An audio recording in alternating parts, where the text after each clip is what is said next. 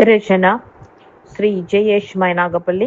അവതരണം ലക്ഷ്മി ജ്യോതി സായികൃപ. തീരത്തോട് തീരാത്ത പ്രണയമുള്ള തിരമാലകൾ പോലെയാണ് മനുഷ്യരുടെ മനസ്സും. തീരത്തുള്ള പാറക്കെട്ടിൽ തട്ടിച്ചിതറി പിൻവാങ്ങിപ്പോയിട്ടും പോയതിനേക്കാൾ വേഗത്തിൽ ആ പാറക്കെട്ടിലേക്ക് പാഞ്ഞടുത്തു വരുന്ന തിരമാലകളെ പോലെ.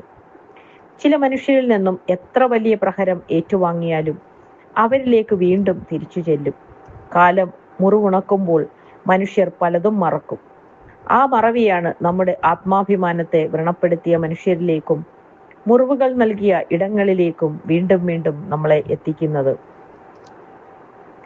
രോഗം ഭേദമായി കഴിയുമ്പോൾ ആ രോഗകാലം തന്ന കയ്പ് നിറഞ്ഞ അനുഭവം നമ്മൾ മറക്കും. അതുപോലെ തന്നെ ഇതും.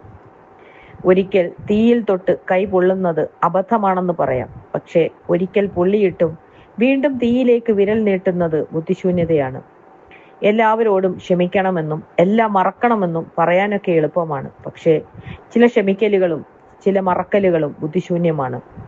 അനുഭവങ്ങൾ തന്ന തിരിച്ചറിവുകൾ മനസ്സിന്റെ ഒരു കോണിൽ ജാഗ്രതയോടെ എപ്പോഴും സൂക്ഷിച്ചു വെക്കണം. കാലം മുറിവുണക്കുമ്പോൾ അതിനൊപ്പം നമ്മൾ മുറിവുകൾ സമ്മാനിച്ചവരെയും മുറിവുകൾ തന്ന ഇടങ്ങളെയും മറന്നുപോകരുത്. കാലം പുറമേ ഉണക്കിയാലും ചില മുറിവുകളൊക്കെ മനസ്സിന്റെ ഉള്ളിൽ ഉണങ്ങാതെ സൂക്ഷിക്കുന്നതാണ് എപ്പോഴും നല്ലത്. ആവർത്തിക്കപ്പെടുന്ന ചതികളിൽ പെട്ടുപോകാതിരിക്കാൻ അത് ഉപകരിക്കും. നമ്മളെ സംരക്ഷിക്കേണ്ട ബാധ്യത നമുക്ക് മാത്രമുള്ളതാണ്. ഉണങ്ങാതെ സൂക്ഷിക്കുന്ന ചില മുറിവുകളൊക്കെയും അത് നമ്മളെ ഓർമ്മിപ്പിക്കും. പലതിനും മുൻപ് 2 വട്ടം ചിന്തിക്കാൻ അതിന്റെ വേദന മനസ്സിലുള്ളത് നല്ലതാണ്.